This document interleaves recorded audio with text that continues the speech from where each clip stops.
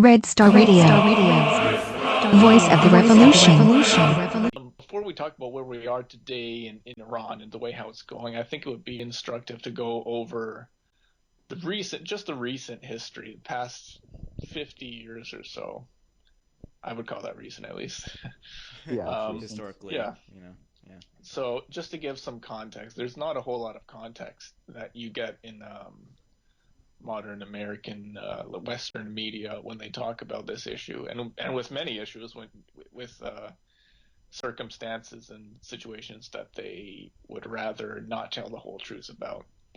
So when it comes to Iran, specifically Iran and the U.S., I would go back to 1953, when the leader, I believe he was a prime minister, Mohammad Mossadegh, he was elected on a promise to nationalize the Anglo-Iranian oil company, what is today called British Petroleum, BP, as made famous by springing a dirty leak of oil in the Gulf of Mexico. Still not cleaned up, by the way. Yeah, great. So Mohammad Mossadegh was elected, I think, largely on this promise to nationalize the Anglo-Iranian oil company. And the promise to do so was a popular movement in itself. You would have to imagine it was probably a very big operation, I would think. This being the 1950s, car culture was in full swing, and oil was just as much the commodity as it is now, pretty much. They nationalized the oil company there, which was set up by the British, and the British are obviously not too happy about it, as you can imagine. I mean, the British Empire was a little bit more lenient than, say, the French when it came to the post-colonial era of letting go of things. But the post-war imperialist era is the era of, economic imperialism, not former colonies being completely controlled at the political level, but economic control. That's what it's about nowadays. Right. So the British would not tolerate this seizure of their company. I think they even offered them like 50% ownership, but they still refused, I believe. So the British were very upset about this. They were boycotting it and everything, trying to cripple the government.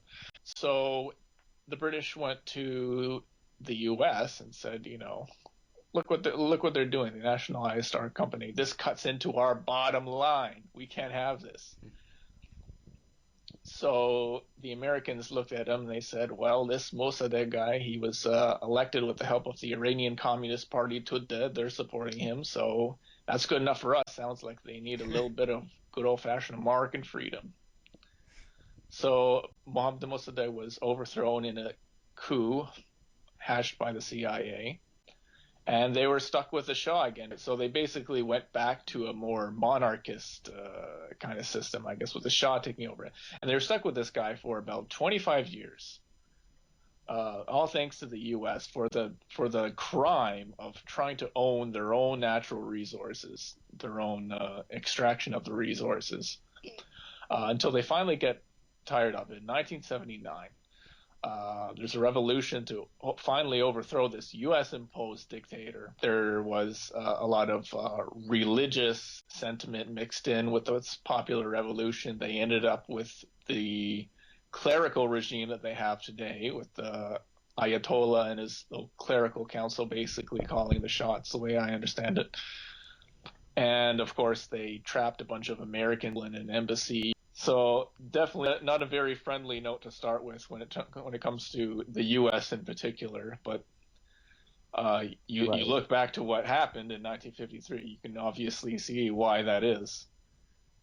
So the Iranians finally have their own government that they chose by themselves, and the U.S. is very upset about it.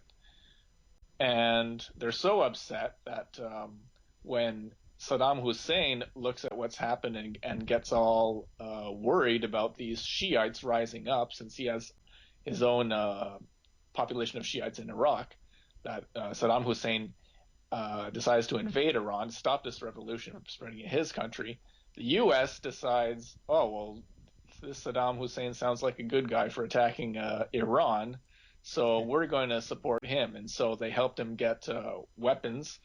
Donald Rumsfeld himself personally, under the Reagan administration, was involved in helping Saddam Hussein get weapons, even chemical weapons that he unleashed on people when he was fighting in the Iran-Iraq War. The Iran-Iraq War went on for about 9 years or so until it was finally over. And Saddam Hussein decided then that he was going to basically annex Kuwait because Kuwait was, he said they were drilling oil like diagonally into the part of the seabed that was Iraq. So he decides to annex Kuwait, and then all of a sudden the U.S. is all morally outraged, and they decide that they have to go in and stop Saddam. After George H.W. Bush ends the war, George W. Bush starts fighting Iraq again. They finally overthrow Saddam, and the rest, as I say, is history.